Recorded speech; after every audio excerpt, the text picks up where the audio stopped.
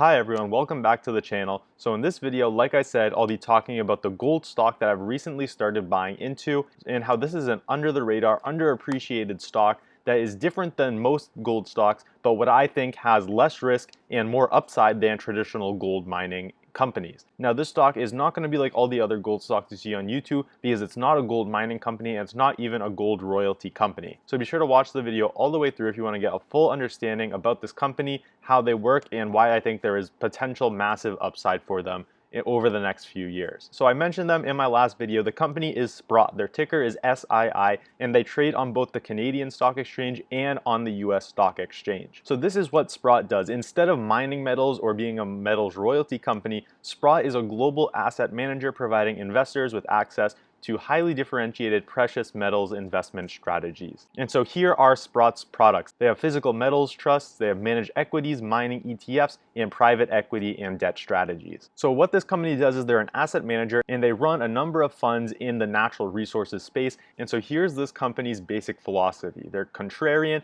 innovative, and aligned. This company was originally founded by Eric Sprott, one of the most famous precious metal investors in history, and him and the management team now have a very strong and proven track record of providing value through precious metals investments. And I think the most important part of this company's philosophy is how they take on the contrarian mindset compared to their competitors. So here's Sprott's shareholder letter from the 2015 annual report. And if you don't follow gold prices, this is when gold was at the bottom of the most recent bear market. So this was when gold was going down for years straight and when most gold and metals companies were struggling. And this is what the management said in their shareholder letter. As gold and other resource markets endured a protracted bear market, we were actively making significant investments in nearly every aspect of our business and positioning the firm for future growth. So that's why I think this is such a high quality management team. I can compare them to the management of one of the other stocks I own, which is Bank OZK, in that they both operate in a contrarian manner.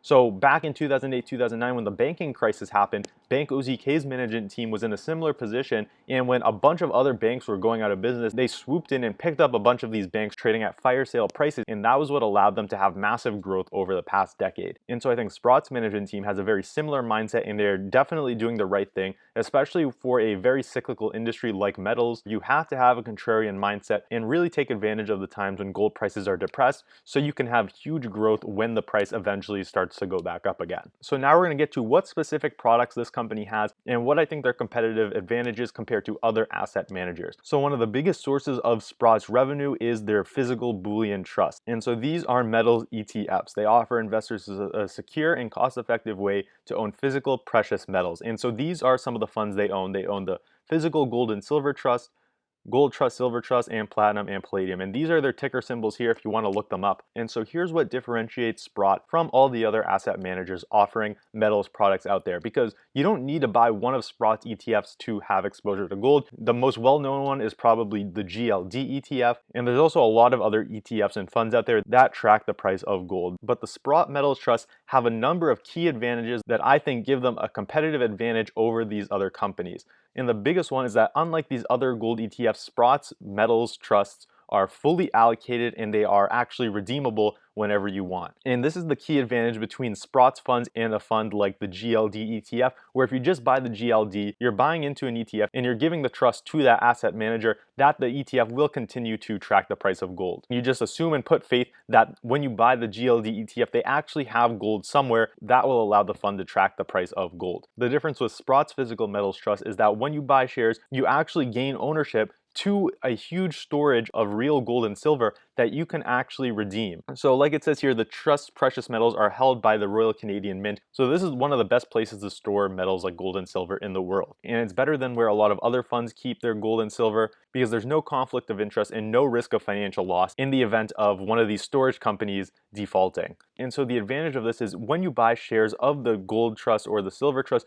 you're actually getting real ownership of metals that is stored in the Royal Canadian Mint. And if you want, you can actually redeem them. So if you buy shares of any of these trusts, trust. You can call up the company and say, I want to redeem my gold shares for actual gold. And then what they'll do is they'll actually bring the gold to you with an armored truck. So that's pretty cool. And that's what I think the biggest advantage of this is. Where other gold ETFs, you're just putting your faith in them that they'll track the price of gold. With Sprott's product, you actually get ownership of real metals that you can have personally delivered to you at any time. For some people, this isn't going to be a huge deal. Like if you're just an individual investor that wants some exposure to gold, buying the GLD probably is good enough for you. But for a lot of gold and silver investors and institutions, they actually want their shares to be backed by physical gold and silver. And that's really the advantage of Sprott's products. Now, another advantage is they have a tax advantage. So these trusts are taxed at the capital gains rate instead of the higher collectibles rates that other metals ETFs are priced at. And this is a big deal, especially for high net worth investors, because the higher the tax rate is, the bigger the benefit of switching over to Sprott's funds to get that tax advantage. So along with the precious metals trust, they also have ETFs that track gold miners.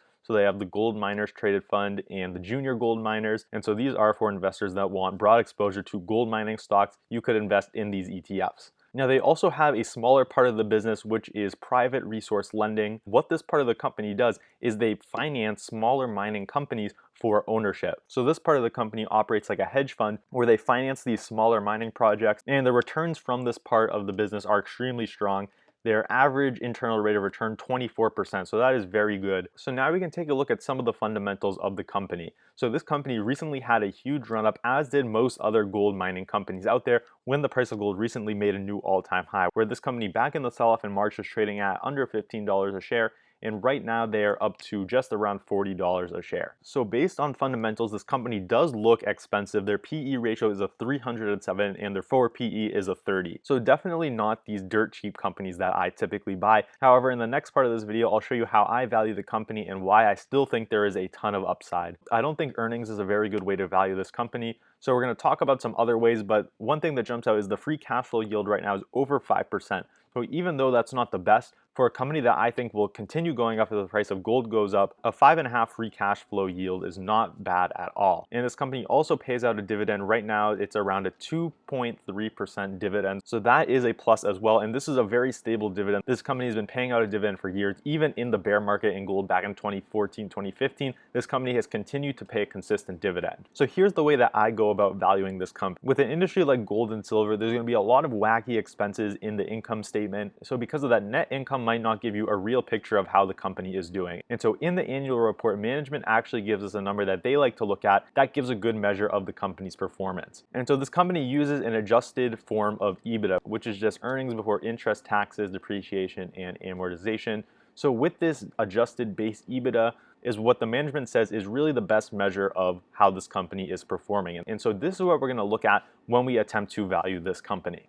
And right now we're on their most recent earnings call transcript. So this is Q2 2020. And this right here is why I think this company has one of the biggest upsides if the price of gold continues to go up. So with their exchange listed products, those metals trusts that I showed you at the beginning of the video, they have an extremely high margin. So right now they're at just about an 80% EBITDA margin. And so for every $1 of revenue they get coming into these funds, 80 cents of that becomes earning. And that's incredibly powerful and differs from all the other gold businesses out there. When you think of a typical gold mining company, there's so many expenses to mine gold. You need to build a mine, you actually have to get the gold out of the ground, then you have to refine the gold, and then you'll finally make a profit when you sell it. But with this company, the trusts are already put in place. You already have all the gold you're managing at the Canadian Mint, and so whenever people come into the fund and buy more gold, all you have to do is put more gold where it already is, and so that's an extremely low expense. You already have all of the systems set up, and all you have to be doing is adding more gold and silver when more investors come in, and that's why you have these huge margins of 80%. And so that's why this company is incredibly leveraged to the price of gold, where if we see gold go up a significant amount more, this company is going to explode higher since their EBITDA is just going to go through the roof, while other companies like gold miners will also obviously go up as well. I don't think the upside is as big with them as a company with 80% margins. So here's what I did to find out how to value this company. I made an Excel file and I put in all this information. I put their assets under management, the adjusted base EBITDA that management likes to look at, and then the price of gold and the stock price to find out what the relationship between the stock price and the fundamentals are. And so from these numbers, it's very clear that the stock price follows this base adjusted EBITDA that the management likes to talk about. Where here's the chart of those two together, and they are extremely correlated. So wherever that base EBITDA goes, that's where the stock price goes. So to know what the price of the stock should be, all we have to do is figure out what the company's base EBITDA will be. And the good news is there's a way to figure that out too, where we have this chart is the assets under management versus the EBITDA. The blue line is the assets under management.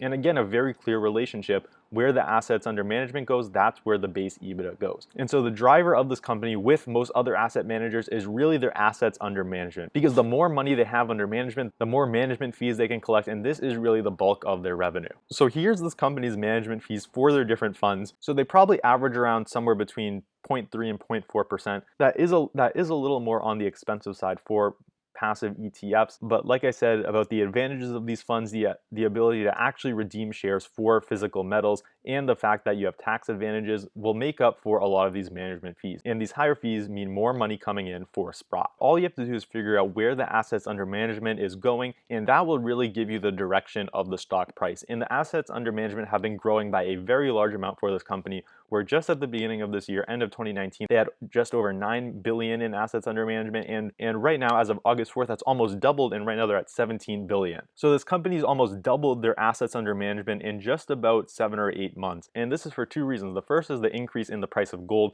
So as gold prices increase, the gold that they already own will be worth more, and they'll be able to charge a higher management fee. And then the second part is more investors coming into the fund. So that gives this company two powerful ways of increasing their assets under management. And I certainly think that this trend will continue, and so does the management team at Sprott. Here's a video from a recent interview of Rick Rule, who is the head of the US operations of Sprott, and here's him talking about why he thinks gold holdings will go up and how there's already been more interest in Sprott's product. Understand, which is that gold is underowned. Precious metals and precious metals related assets comprise less than 0.5% of all savings and investment assets in the United States. That's down from an estimated 8% in 1981. Wow. But importantly, it is way low than the 3-decade mean, which is between 1.5% or 2%. In order for gold to do well, in order for gold to hold its purchasing power, it doesn't need to regain its former panic-induced market share. It just needs to return to the 3-decade mean. If gold reverts to mean, which I believe it will, demand for precious metals and precious metals equities would go from less than 0.5% to 1.5% or 2%, which is to say that demand would triple or quadruple in the largest savings and investment market in the world. So that's why I think this company is in such a strong position to continue growing. If we do some math, their assets under management have almost doubled since the beginning of this year. And since the beginning of this year, the stock price has gone up just around 75%. So for this company, there's a lot of moving targets. So there's not going to be an exact valuation that I give this company, but just a rough measure is when the asset under management goes up 90%, the stock price has gone up 75%. And there's also a number of other developments going on for Sprott. I'm not someone who invests just based on catalysts, but there are a number of catalysts that are going in Sprott's favor that may allow the stock price to go up a lot in the short term. So the first one is that Sprott recently did a reverse stock split. So this was a very low price stock. Back last year, they were trading at around $3 a share, and they did a 1-to-10 reverse stock split. So the amount of shares shrank by 10 times, and the price of each share went from $3 to $30. In addition to this, they recently got listed on the New York Stock Exchange. So this company is now available to US investors instead of just being on the over-the-counter markets and in Canada. Now, these catalysts are important because it opens the door for potential institutional buying in this company, where a lot of institutions like hedge funds, pension funds, endowments, they have certain criteria about the type of stocks they invest in. Most of the time, it's things like a stock can't be low price, under $10, and if they're in the US, the company has to be listed in the US. It can't be on the OTC markets, and so this company just solved both of those problems, where the share price is now high enough for institutions to start getting in, and they are listed on the US Stock Exchange, which is considered one of the most liquid exchanges in the world. And if we come back to the valuation, something else to take a look at is that this company just cracked a $1 billion market cap. And so along with those other rules, a lot of other institutions have ruled that they can only invest in companies that are at least $1 billion in size or larger. And so now that the company just got over that 1 billion market cap, that again is another factor that could drive institutions to start investing in this stock. So obviously that's no guarantee that they will, or if they do, that the stock price will go up. But what it does show me is that this company is now in a much better position to attract institutional ownership. And so if that does happen, this price of the stock could absolutely go through the roof. So that's it for my analysis on Sprott Inc. Again, I've started buying into this company. I definitely got into this company late where they were trading at $15 back in March. So they're not a huge percentage of my portfolio right now, but what I'm hoping for is some sort of dip in this company so I can accumulate more shares at a lower price. So that's it for my analysis on Sprott. Let me know what you think about this stock, and let me know the names of some gold and silver stocks that you are invested in down in the comments, if any. If you found something of value from this video and like this stock pick, hit the like button as it helps out my channel a ton. And if you're not subscribed to the channel yet, do it right now and hit that subscribe button and the bell icon so you get notified whenever I put out a new upload. And that's it for now, so I'll see you on the next video.